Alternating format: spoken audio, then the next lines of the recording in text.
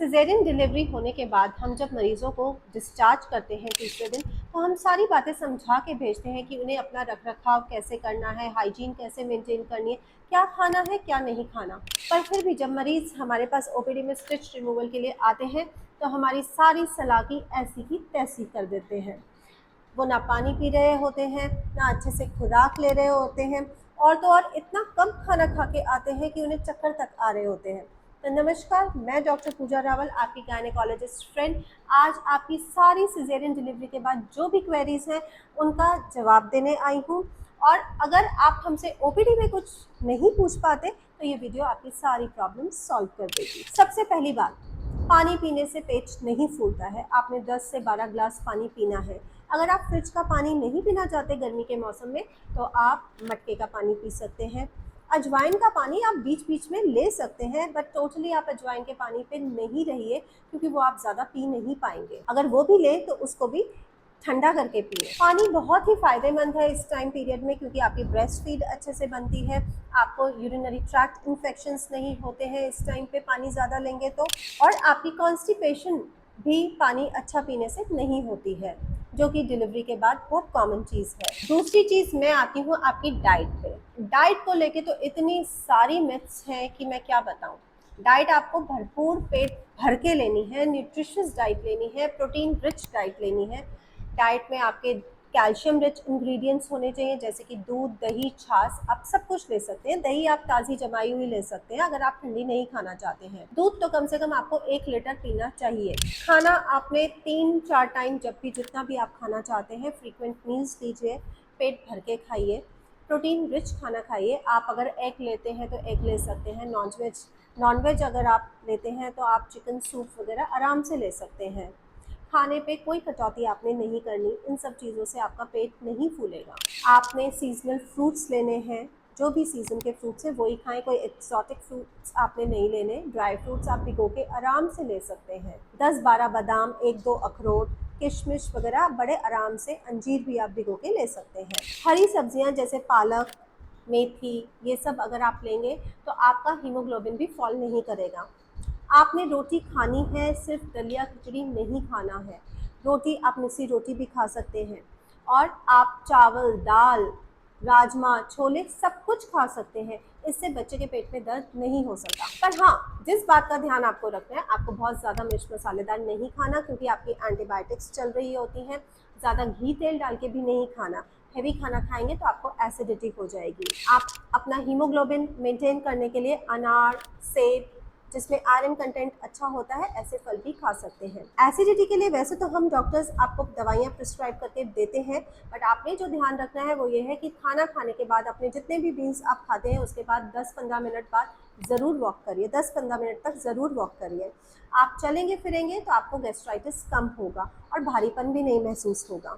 और जितना आप एक्टिविटी सिजेरियन के बाद जल्दी रिज्यूम कर देते हैं, जितनी जल्दी आप एम्बुलेशन अपनी स्टार्ट कर देते हैं, उतनी ही जल्दी आपकी बच्चेदानी भी सिकुड़ती है और अपने प्री प्रेगनेंसी लेवल पे पहुंच जाती है। इसको कहा जाता है कि आपका जो यूट्रस है वो जल्दी से इन्वोल्यूट कर रहा है। अब ये तो हुई सब्जियों की बात। अब सब्जियों के बाद मैं ये कहूँगी कि आपने सारी दालें खानी है। हरी मूंग की दाल, छिलके वाली दाल, आप ये सब खा सकते हैं। इसमें बहुत ज़्यादा मात्रा में प्रोटीन होता है। आप सोयाबीन भी अपनी डाइट में ले सकते हैं अगर आप वेजिटेरियन हैं और प्रोटीन की रिक्वायरमेंट पूरी करनी है।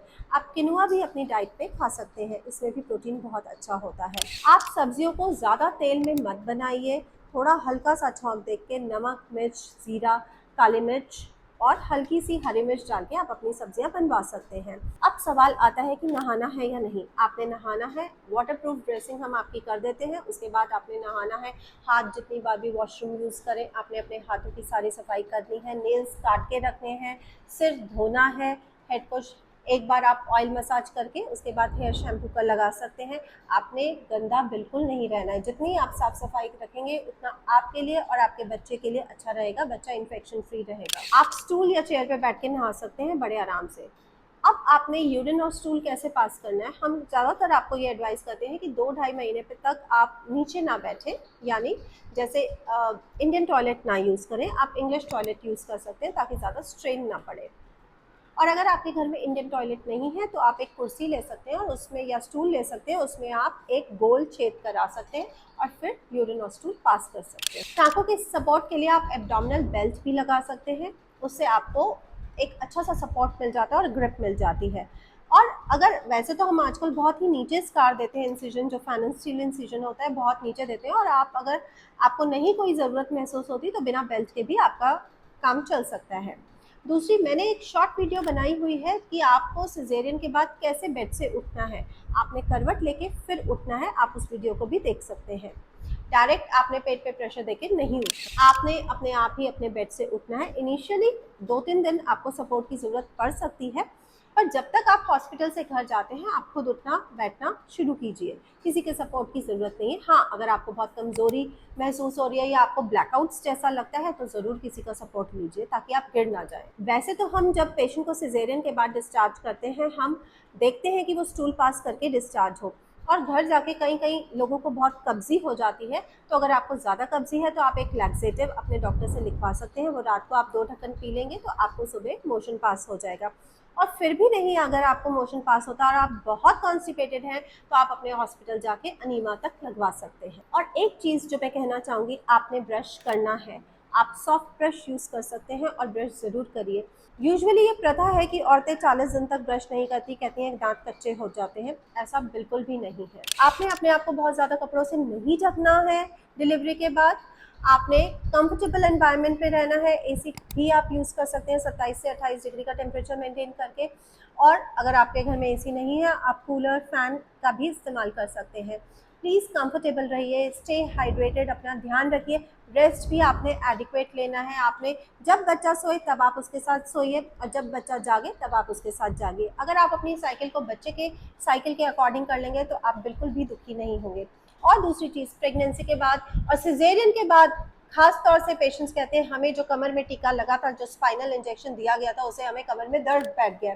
ऐसा बिल्कुल सही नहीं है। स्पाइनल नीडल जो होती है वो बहुत ही पतली महीन बाल जैसी नीडल होती है, उससे कमर में दर्द नहीं होता। कमर में दर्द होता है आपके गलत पोस्चर की वजह से। जब आप बच्चे को दूध पिलाते हैं तो आप झुक के बैठते हैं, आपने ऐसा नहीं करना। आपने अपनी कमर के पीछे पिलो रखना है, स्ट्रेट बैठना है, और बच्चे को भी थोड़ी ऊंचाई पे रखना है ताकि बिल्कुल वो अच्छे से आपकी ब्रेस्ट पे लैच कर पाए। आजकल तो फीडिंग पिलोज भी आते हैं, आप वो भी यूज़ कर सकते हैं। मेरी एक शॉर्ट वीडियो फीडिंग टेक्निक्स पे भी है जिससे कमर में दर्द ना हो, आप वो भी देख सकते हैं। तो मैं समझती हूँ कि इन बातों से आपको बहुत अच्छी जानकारी मिलेगी और आपकी जो कन्फ्यूजन्स हैं वो बहुत दूर होंगी। तो तब तक के लिए टेक केयर, शब्बा खैर, good bye, and please follow and subscribe.